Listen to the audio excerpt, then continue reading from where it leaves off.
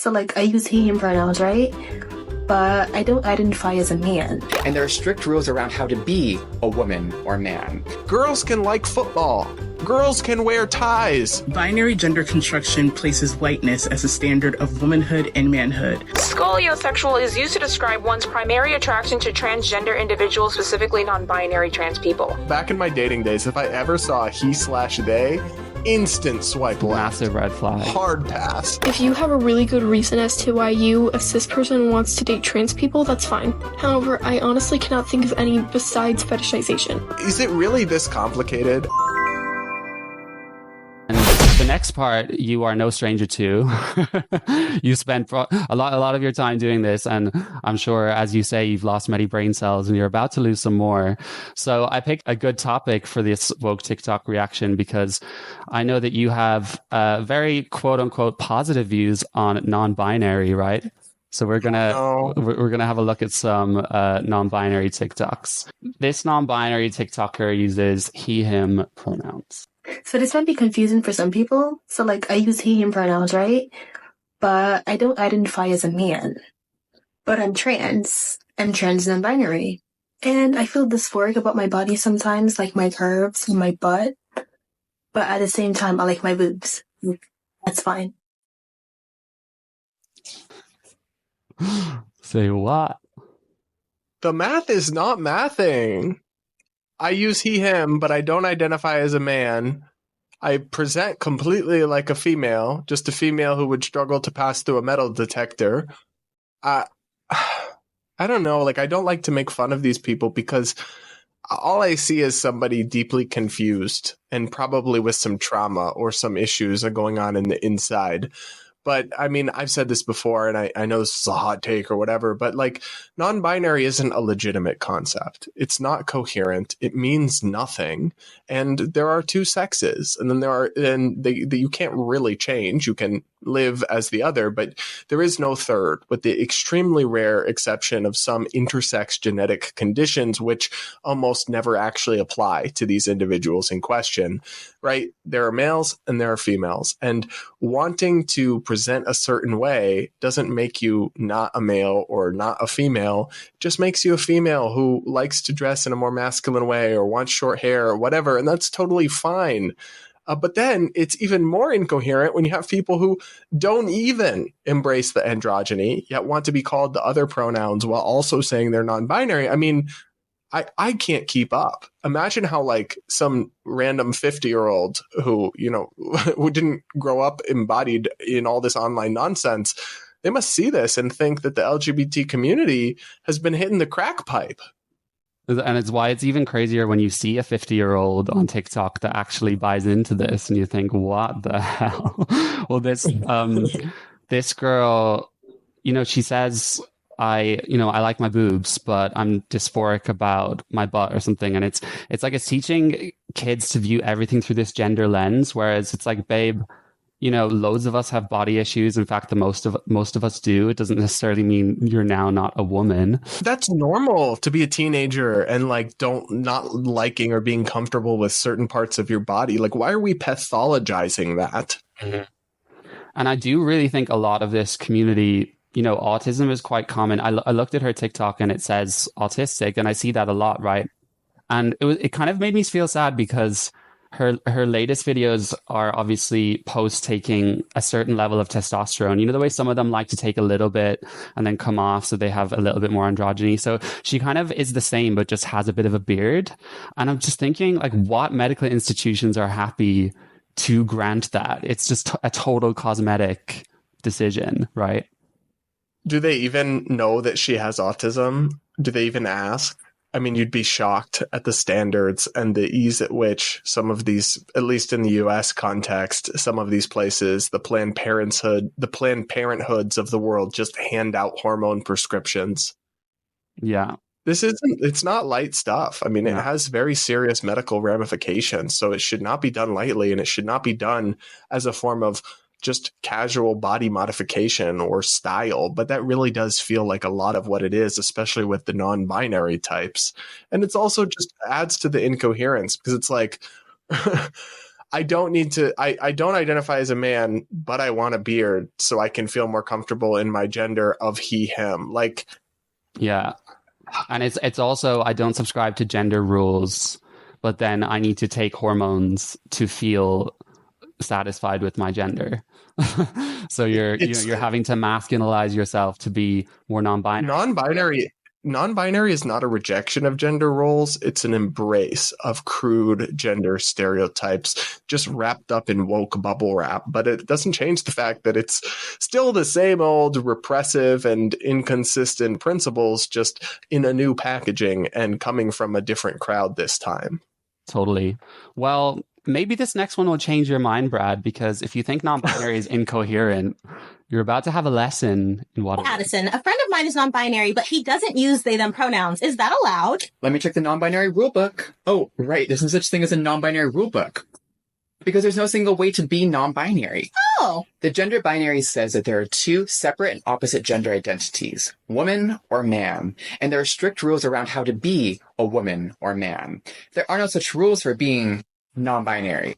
Non-binary describes an array of gender identities that do not conform to binary gender. Binary gender construction places whiteness as a standard of womanhood and manhood, as it was implemented largely through European colonization. In many cases, this meant passing and enforcing laws that categorize people by gender and then force them to behave accordingly. Gender policing impacts everything, not just the clothes we are allowed to wear, but also the ways we are supposed to behave, even with the protections we have. Every individual has their own unique way of being and expressing themselves. 100 non-binary people will have 100 different ways of being non-binary. There are infinite ways to be non-binary. You don't have to use specific pronouns or dress a certain way. Just be. That's enough. So that was probably a lot, but I do hope you understand now, and you can respect these people. The problem with this is that if there are infinite ways to be non-binary, and if non-binary doesn't entail any specific pronoun or presentation or anything, then non-binary is utterly and completely meaningless as a term and as a concept, and therefore not actually worthy of legitimacy or respect or recognition. I mean, if I told you that anything could mean anything, then it means nothing, right? The definition of meaning has to be specific. It can't be all-encompassing. And actually, can you go back in the video to where the person flashed the emojis towards the beginning? So look at this. What do we have for the man? We have biceps, the angry emoji, football, ties, eggplants, and then what do we have for the girl? We have lipstick, dresses, pregnancy, tears, and a bikini.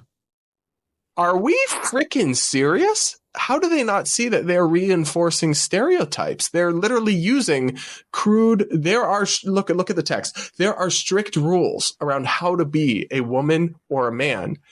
Yes, babe. And you're reinforcing them. You're not the radical gender anarchist you think you are. You're literally 1960s gender roles repackaged and reinforced.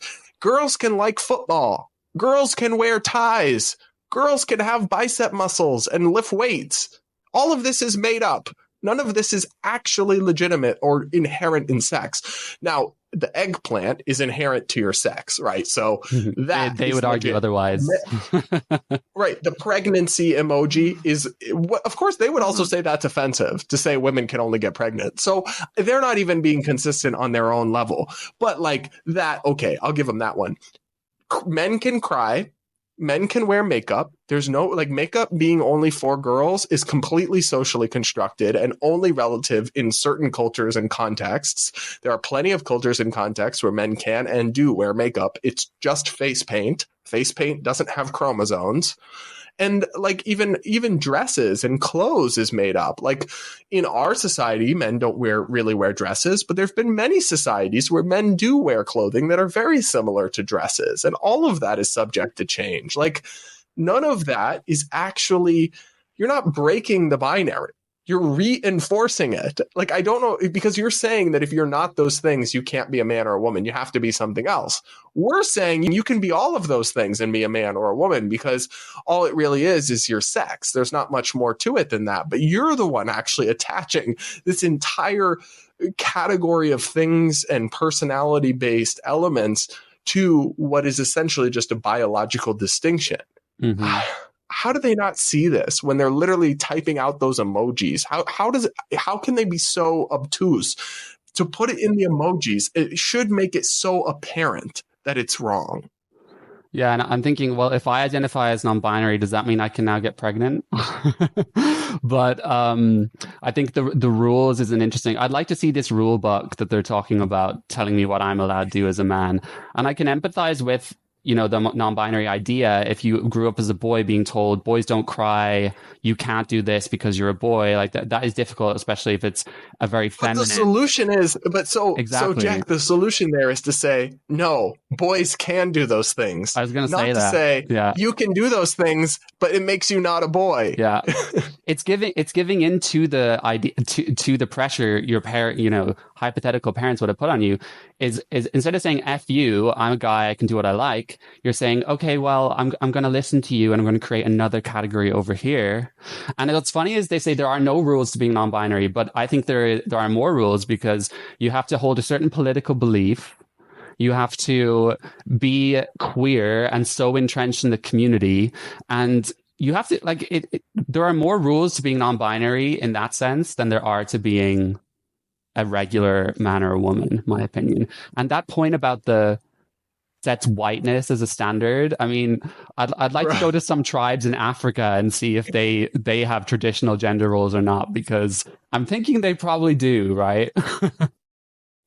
Yeah, they're acting like this whole thing about male versus female being an important tool of social organization is just completely a construct of Western civilization, and it's not. In fact, in Western civilization, the significance of it has faded over time. I actually think it's probably a very innate thing. And the more, you know, undeveloped a society or a culture, the more primal those influences and distinctions will be, not the less. But they're acting like, oh, well, we don't even think of things like this because of Western patriarchy or whatever. And I'm like, not really. I mean, if you go back to even the Native Americans, the people indigenous to North America had very strong concepts of what the men in the tribe did and the women did. It's like, this isn't an invention of white colonists or whatever, but they can only look at the world through a very specific lens, and they try to apply it to everything, and it just doesn't work. And it's all rooted in just hating your country. Like, it's so sad.